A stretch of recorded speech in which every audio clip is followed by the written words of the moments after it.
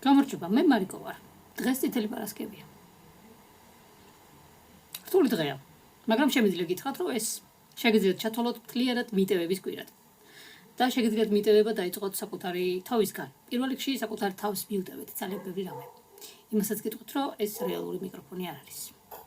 გეტყვით იმას, რომ ზოგადად ადამიანი ზუსტად იმისთვის არის დაბადებული, რომ შეცდომები დაუშვოს. ამიტომ პირველ რიგში საკუთარ თავს უნდა აპატიოთ შეცდომები, რატომ? წარმოიდგინეთ, როდესაც რაღაცას სწავლობთ. თქვენ ხომ უბრალოდ კომპიუტერი არ ახართ, რომ თქვენში რაღაც ინფორმაცია ჩატვირთონ და ეს ყველაფერი უბრალოდ მიიღო, ხო?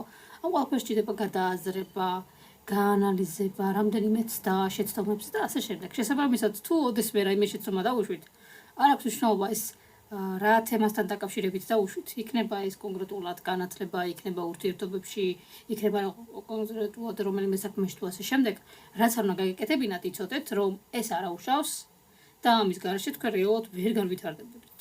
რეალურად ეგრეა. რაც შეეხება ურთიერთობებს, ურთიერთობაში პატიება ზოგადად ყველაზე რთულია, იმიტომ რომ ზოგადად ადამიანის ეგო ძალიან რთულად ეგუება, როდესაც მას არ აღიარებენ, იმიტომ რომ ხვდებით, თქვენ რომ ვინმეს რამე აპატიოთ, შეცდომა, გამოდის რომ თქვენ ის უნდა აღიაროთ.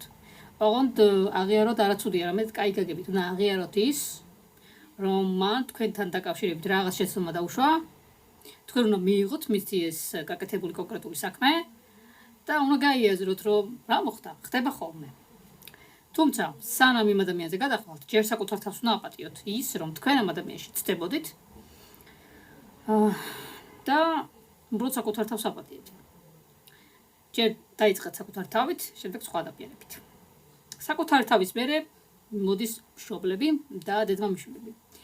იმიტომ რომ აბსოლუტურად ყველა ბავშვი რეალურად იზრდება სტრესის ქვეშ, ხო, აბსოლუტურად ყველა, იმიტომ რომ რაღაცა საზოგადოებრივი აზრი და ამ ყველაფერს გვტენიან ხოლმე როგორც ისე მშობლები და ასევე ჩვენი უფროსი ან უმცროსი დედმამიშვილები, ასევე ნათესავები და მოკლედ ყველაფერი სანამ ასე ვთქვათ არ გავიზრდებით და ჩვენ კონკრეტულ მას არ ვიპოვით, რა ქვია, სასტავს.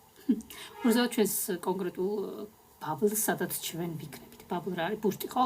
ჩვენს კონკრეტულ ადგილს, სადაც ჩვენ ყველაზე კარგად და თავს დაცულად ვიგრძნობთ.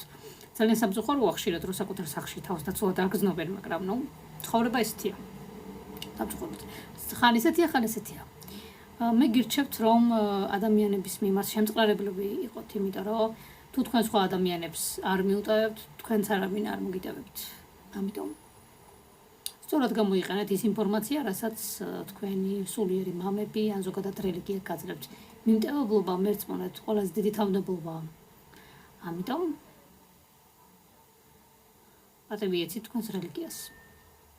დარწმენ